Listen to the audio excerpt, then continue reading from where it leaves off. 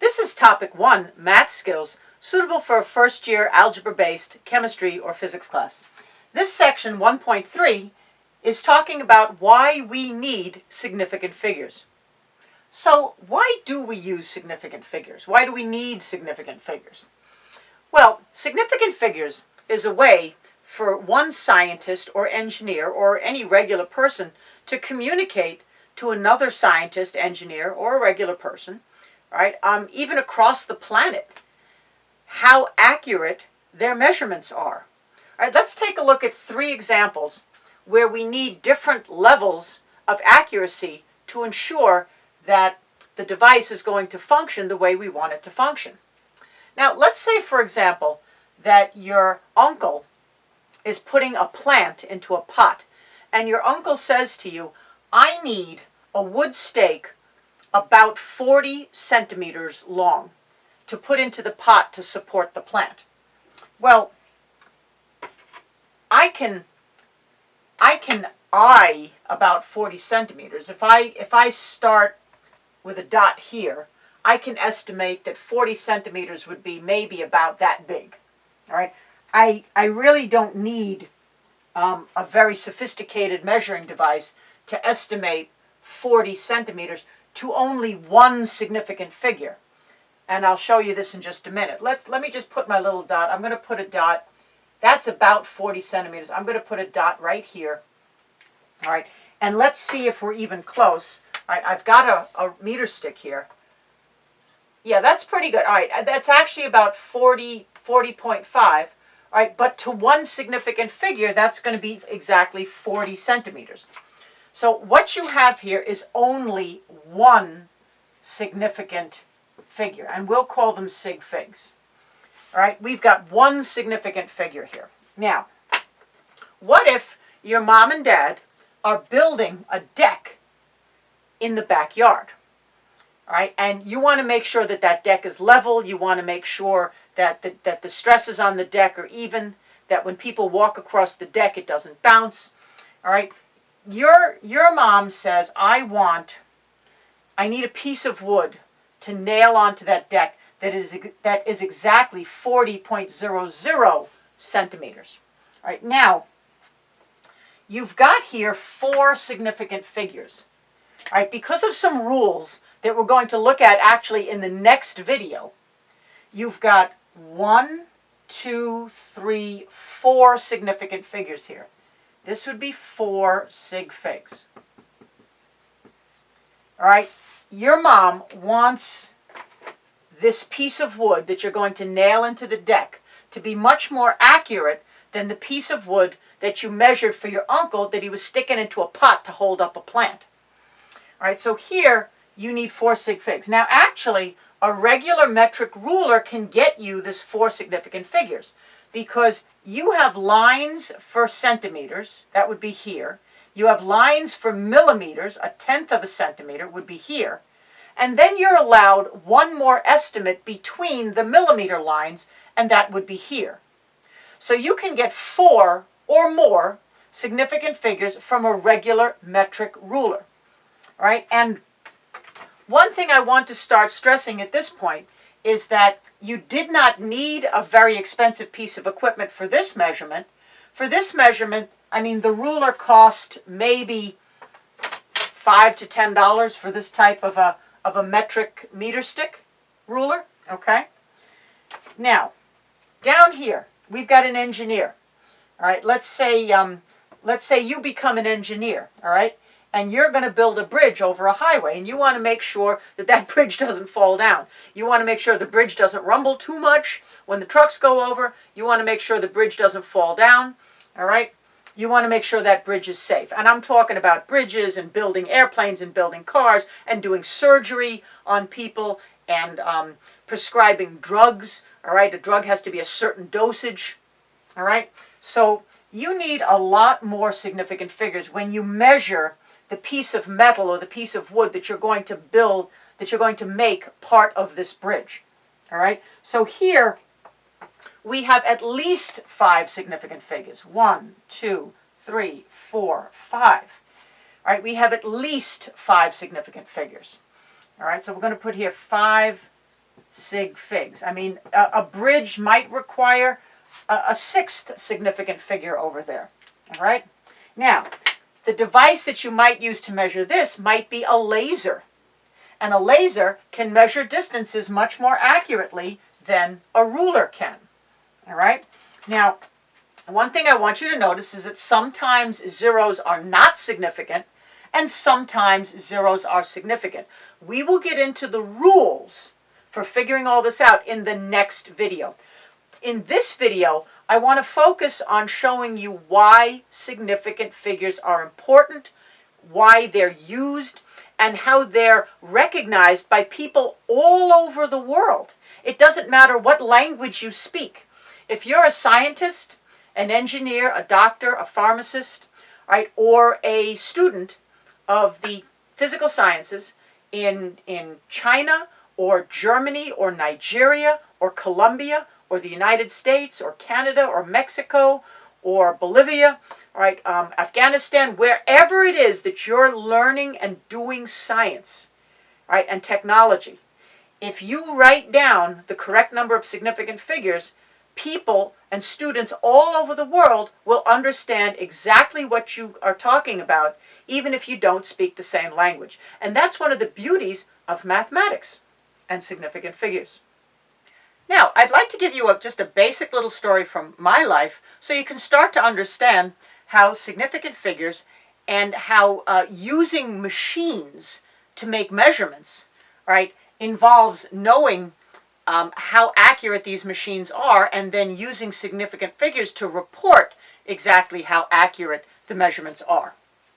I was having a little trouble. My right hip was hurting me for a number of years, and I went to a doctor, and the doctor watched me walk, and the doctor said, I think that your right hip is a little bit higher than your left hip, and I think that's why it's throwing your hips and your spine off balance, and that's why you're getting pain in your hip.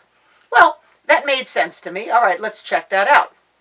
So you go to an MRI, magnetic resonance imaging place, and they have an X-ray machine that can measure heights pretty accurately, heights of bones pretty accurately. And they measured my right hip and my left hip, and what they told me was that my right hip was 95.1 centimeters high, and my left hip was 95.4 centimeters high. So interestingly, the doctor had thought that my right hip was higher, but the machine said that my left hip was higher. Well, at that point, I asked the technician operating the machine, what's the tolerance on this machine? In other words, when you tell me that my right hip is exactly 95.1 centimeters, how accurate is that last digit there? And the technician said to me, the tolerance is plus or minus 0.3 centimeters or 3 millimeters. So what that means is that this measurement could be 0.3 millimeters larger in reality, or 0.3 centimeters smaller. Remember, 0.3 centimeters is the same as 3 millimeters. All right, so knowing that, you can look at the data that came from my medical exam, all right, and let's make some decisions about how reliable this data is. They're saying that my left hip is higher, and the doctor thinks my right hip is higher. Well, this number here could actually be as high as 95.4 centimeters. It could be 0.3 centimeters higher. It could also be 0.3 centimeters lower, which would make this 94.8. So this is the measurement that was given, but because of the tolerance of the machine that was used to do the measurement, the actual measurement could be anything between here and here. All right, now, the left hip, right, could be add 0.3 here. It could be 95.7 centimeters. It could be that high, or it could be as low as 95.1 centimeters.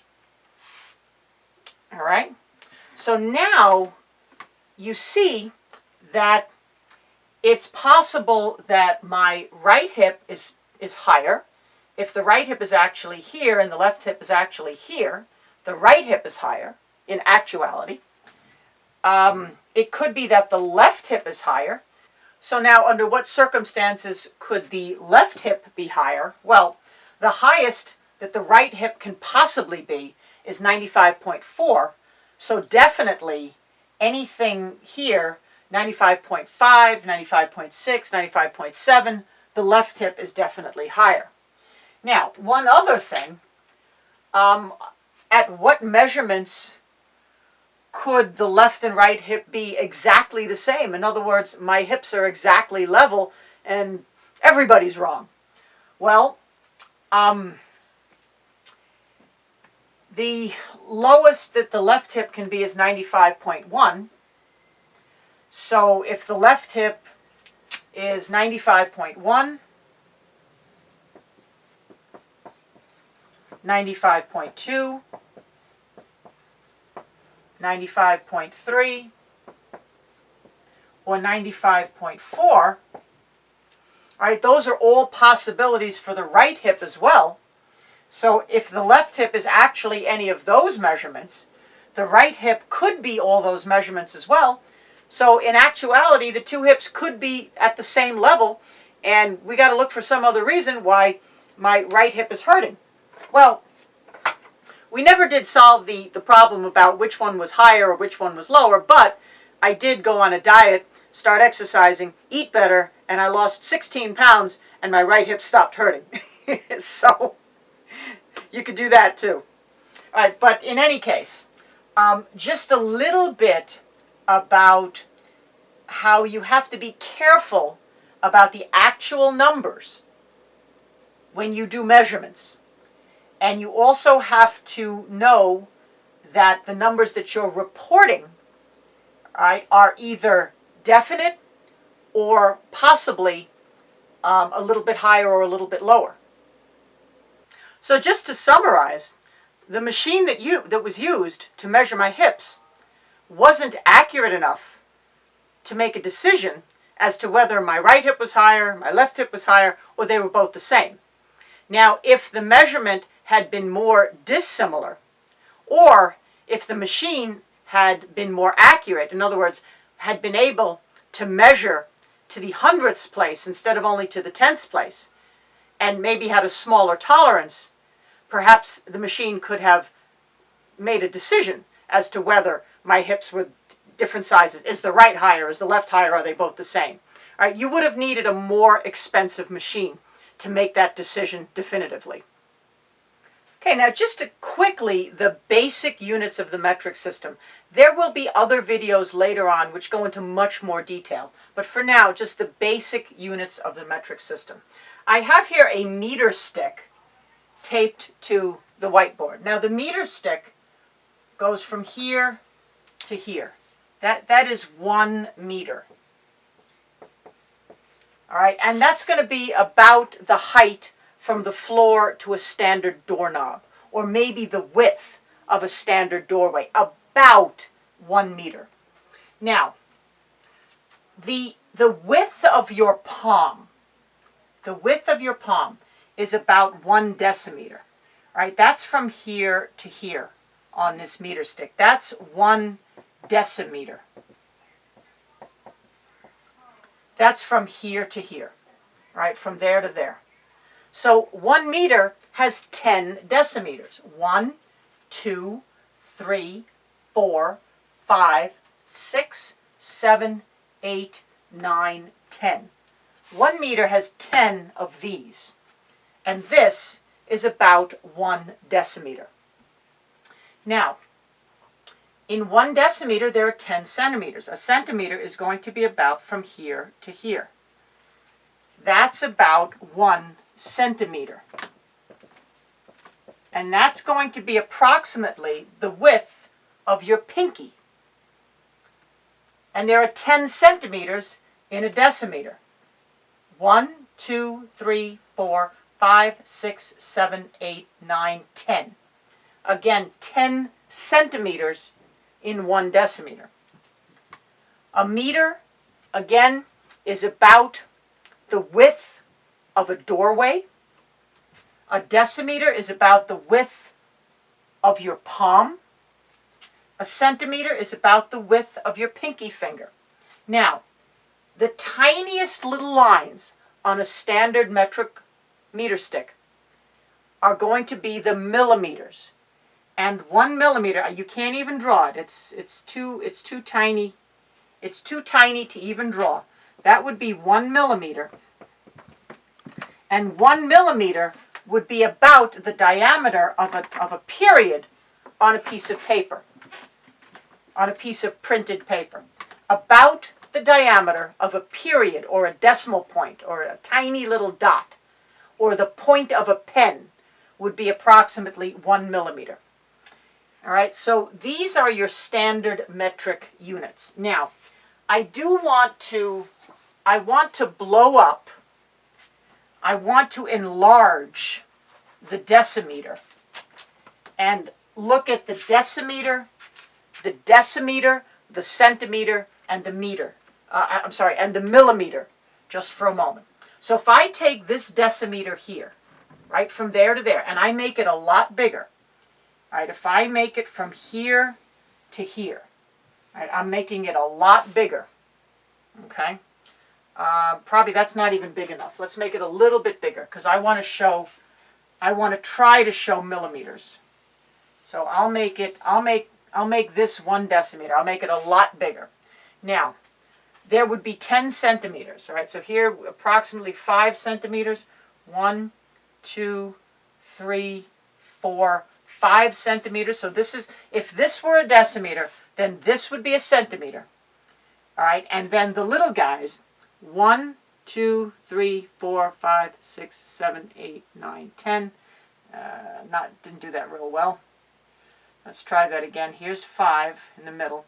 All right, 1, 2, 3, 4, 5, 6, 7, 8, 9, 10. All right. So if this is a decimeter, all right, then this is a centimeter, and this little guy here is a millimeter. Okay? If this was 1 decimeter, then this guy here would be 1 centimeter, and one of these teeny little guys here would be 1 millimeter. All right, there are 10 millimeters in a centimeter. They're at 1, 2, 3, 4, 5, 6, 7, 8, 9, 10 centimeters in a decimeter. All right, so again, just in general, a decimeter is about the width of your palm. A centimeter is about the width of your pinky. And a millimeter is about the diameter of a period or a decimal point on a page. Okay, now, looking at the meter stick close up, from here to 10 centimeters, that's 1 decimeter. It's about the width of your palm. All right, from here to here, all right, that's 1 centimeter. It's about the width of your pinky. And the tiniest little lines, the teeny little lines, I can't even, all right, it would just be a little dot. I can't even make a line. It would just be a teeny little dot that I can't even make here. It would be a teeny little dot. That would be 1 millimeter. All right? So you can see there are 10 tiny little lines. 10 millimeters equals 1 centimeter.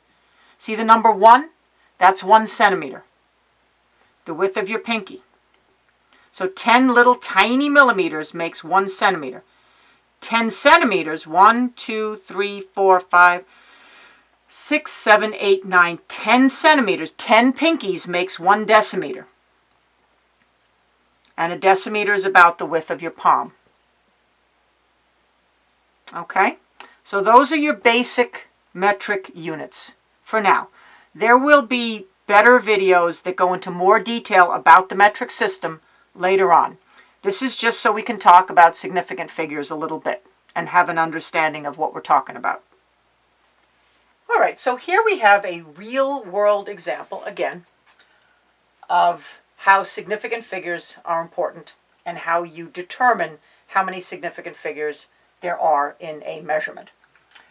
We have a situation where a prosthetist, all right, a doctor/engineer who designs prosthetic limbs, needs a metal screw exactly 2.38 centimeters long. All right, exactly 2.38 centimeters long.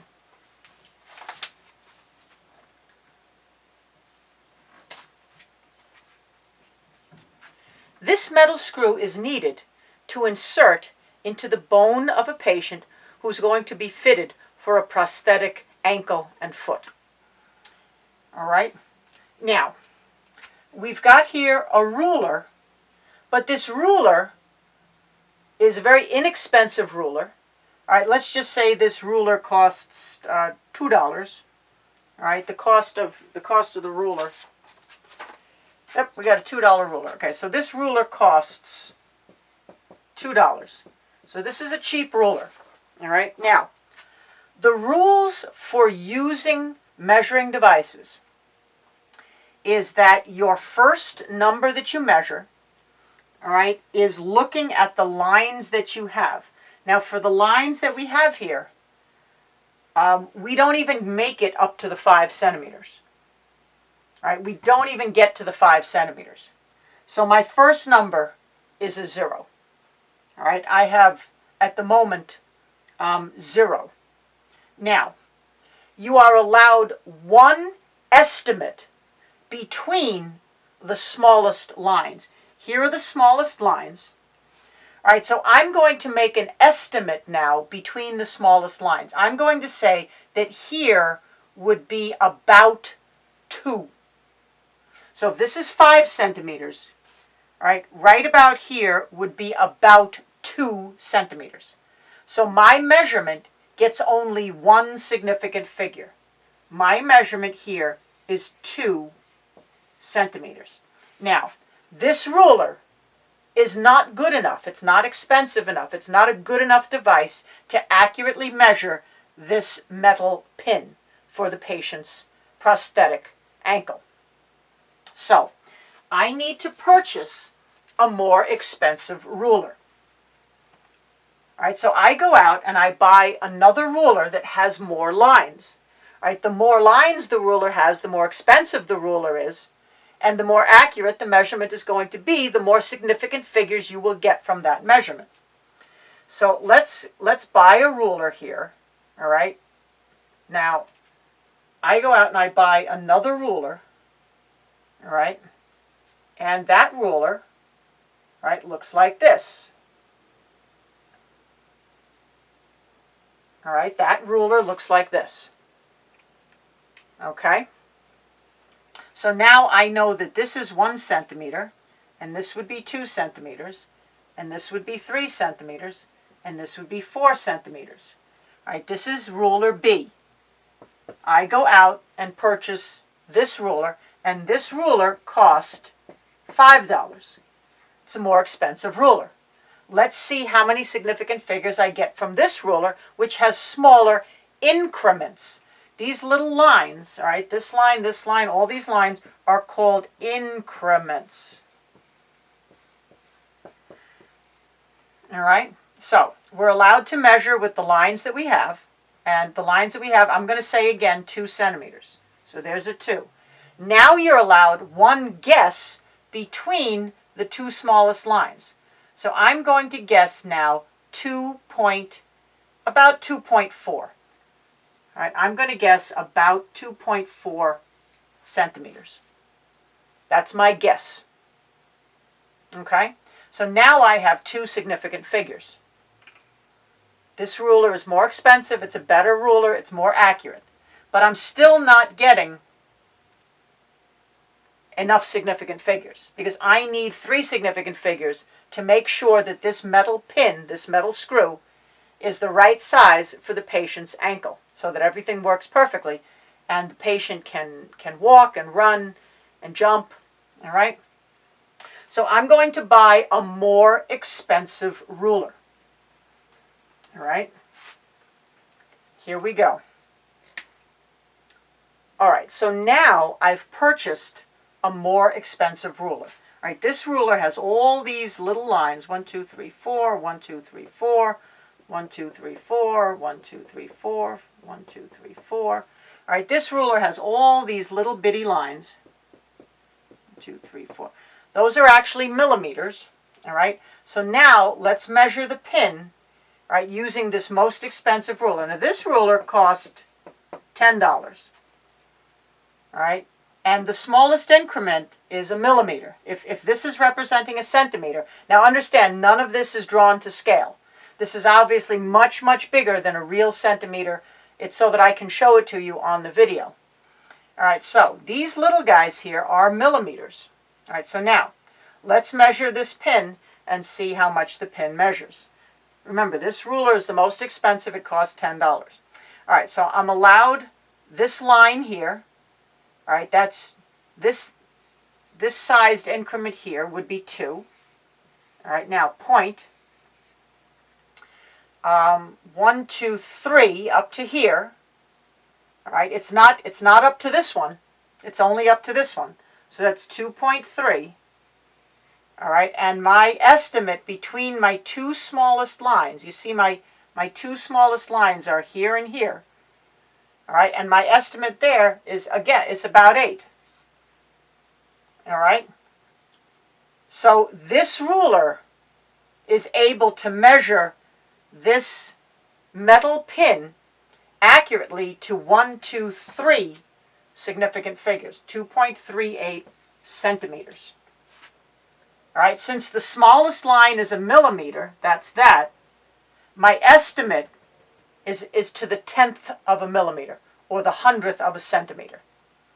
All right, so you see, with the cheap ruler, I could only say that this was about 2 centimeters. With the more expensive ruler, I estimated it was about 2.4 centimeters. With the most expensive ruler that I'm going to use, I know that this is exactly 2.38 centimeters long. All right, so as you buy more expensive equipment, you get more significant figures. Now, a person from, let's just say, Egypt, all right, or South Africa, or Ireland, wherever this scientist is studying, Pakistan, all right, Peru, wherever this scientist is studying, if they look at this number, they know that you used a $2 ruler. If they look at this number on a piece of paper, they know that you used a $5 ruler. And if they look at this number, they know that you used a $10 ruler. All right? You don't need to speak the same language as that person, that scientist or that doctor or that engineer or that regular person, all right, to communicate how good your equipment is. The numbers are going to tell them how good your equipment is. All right, so here's our last example. We have a herpetologist, that's a scientist who studies reptiles, working at the Bronx Zoo, and a baby leopard gecko. The baby leopard gecko is being measured to see if he's growing correctly. In other words, are they feeding him correctly? Is he growing, at the correct rate that he should be growing? Now, generally speaking, when you're trying to decide if you're feeding a baby animal correctly, you would go by the animal's weight, not by the animal's length. But since length is easier to do as an example, we're just going to go with measuring the lizard's length. All right. So also keep in mind that this 10 centimeter mark is not drawn to scale. All right, 10 centimeters would actually be about that long. All right, it would be 1 decimeter, right? This is enlarged greatly so that we can do it as an example on a whiteboard. All right, so this is not actually 10 centimeters. All right, this is not drawn to scale. All right, so if we were to measure this baby leopard gecko with this ruler, all right, let's call this ruler A, all right, And again, let's say that ruler A costs $2. All right. Now, we're allowed to measure using the lines. All right. And using this line, we haven't quite gotten up to 10. So we can't say 10. All right. So our first measurement is 0. We're not up to here yet. And now we're allowed one guess between the smallest increments. All right. Remember that these lines are called increments. All right, so my guess here is going to be about, if this is about 5, all right, this is 10, so halfway would be about 5. So I'm going to say, for my guess, I'm going to say about 4. All right? So my guess is this guy is about 4 centimeters. All right, that's my guess between the two smallest numbers, or the two smallest increments. Okay, now, we're going to buy a more expensive ruler. I'm just going to move this up a little bit. We're now going to buy a more expensive ruler. This ruler has smaller, more accurate increments. All right, so now we'll buy a more expensive ruler. All right, we'll put the 5 there. We've got 1, all right, 2, all right, 3, 4, all right. I guess the 5 is over here. Let's do this correctly. 5, okay. Then we've got 6, 7, 8, 9. Okay. So now we bought a more expensive ruler. All right. So we've got 1, 2, 3, 4, 5, 6, 7, 8, 9, 10. All right. And understand, this is a drawing. It's not going to be, 100% perfect here, but it's an example. It's a drawing. All right. So now we've got 1, 2, 3, 4. All right. So you're allowed to measure the smallest line, and the smallest line is 4. He's not quite up to 5. So this would be ruler B. Ruler B, and ruler B cost $5. All right, and so far we measured 4, and now we're allowed one guess between the two smallest lines. All right, and that guess is going to be approximately, let's see, down to here. I'm going to guess that's going to about 4.1. 4.1. All right, so with the $2 ruler, I get one significant figure. With the $5 ruler, I get 2 significant figures. All right, following the rules. The rules are you read all the numbers, all the increments, and then you're allowed one guess between the smallest increments. Okay, now, we buy a more expensive ruler. All right, ruler C. Ruler C cost $10. All right, and it has these little bitty increments here. So I'm going to put 1 here, all right, and then 1, 2, 3, 4, 2, 3, 4. So there would be these tiny little lines on the whole ruler. I'm not going to draw them all in. All right, now let's see exactly where this falls. All right. All right, so it's approximately 4.1, and then I'm going to say about 8. All right, let's say 4.1. 4.1. Oh, no. More like 4.13. Okay. So 4.13, all right, is the accurate measure of this little baby lizard using the most expensive ruler that we have. Okay?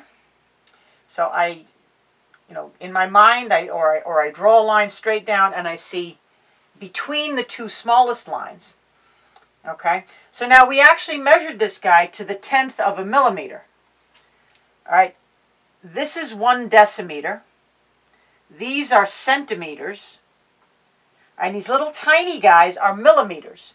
and then you're allowed one guess between the millimeters. So that guess would be 1/10 of a millimeter.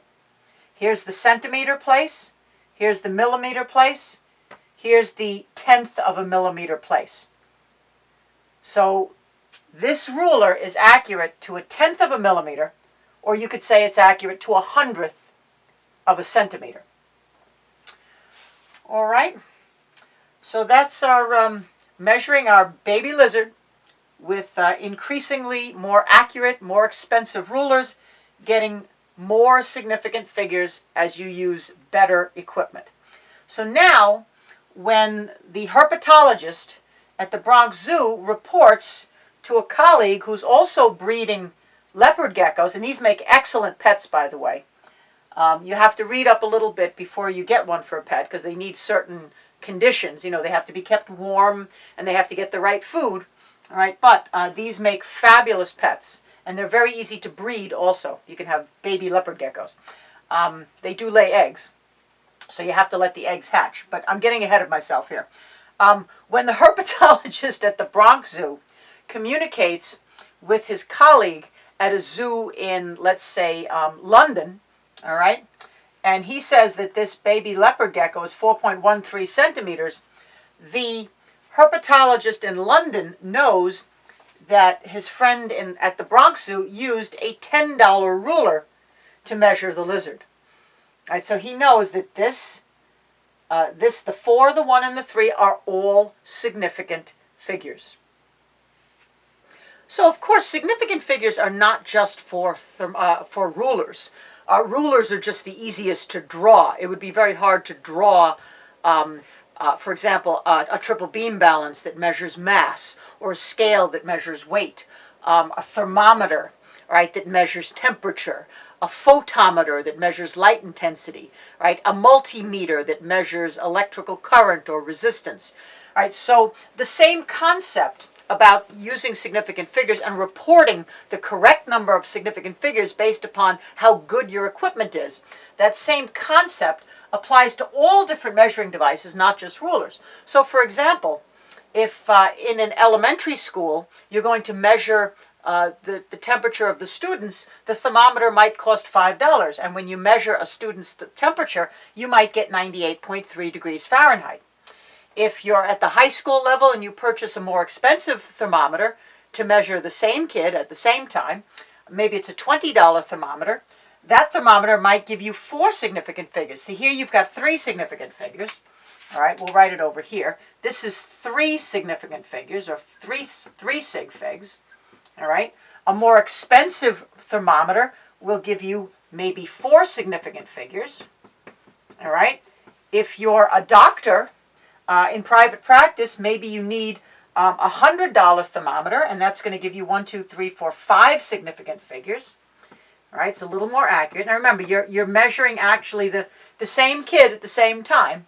All right, but you're using different thermometers. Now maybe if that child needs surgery, all right, the surgeon has a $500 thermometer because we have to measure that child's temperature very, very accurately. Here we've got 6 significant figures. All right, 6 sig figs. Okay, and what's going to happen, of course, is as you're measuring the child during surgery with this thermometer, those last 2 numbers are going to be changing constantly. All right, but you're going to hope that these numbers here are relatively stable. All right, the higher you don't want that 9 to change, that's for sure. You don't want that 8 to change. You're hoping that the 2 doesn't change too much. All right, the 6, the 3, the 8, they might change, quite a bit. Because that's tiny, tiny, tiny, slight little fluctuations in the temperature. I mean, mostly you want a human being to stay around 98.6. Actually, these are all a little bit low. All right, but this could be normal for this person also. But in any case, as you purchase more expensive equipment, the idea is that it is more accurate. You report more significant figures. All right, when you tell a doctor in another country that the patient's temperature is 98.264, then that doctor has a pretty good idea that you used a medium range priced thermometer. You didn't use a really cheap thermometer. You didn't use the most expensive thermometer. Right? You got yourself 5 significant figures with a $100 piece of equipment. right? These are just examples, all right? But I hope you understand now what significant figures are trying to tell us and how they're used to communicate information globally between scientists and doctors and engineers and other people, where numbers are really, really important. Accurate numbers, where accurate numbers are really, really important. Okay, so again, just to summarize, significant figures are needed so that doctors, scientists, engineers, and all other professionals reporting numbers all over the world can easily tell each other how good their equipment is, which is really telling each other how accurate their data is.